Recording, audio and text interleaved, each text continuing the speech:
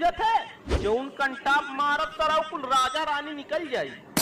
Sir तुहन कम ये शायरी सुना कंती ना लाहन, जान से मारे कंती लाहन, जान से। बेटा कलयुग लौंडा, तो हमको मारने के लिए नहीं लाया यहाँ, खुद मरने के लिए लाया यहाँ हमको।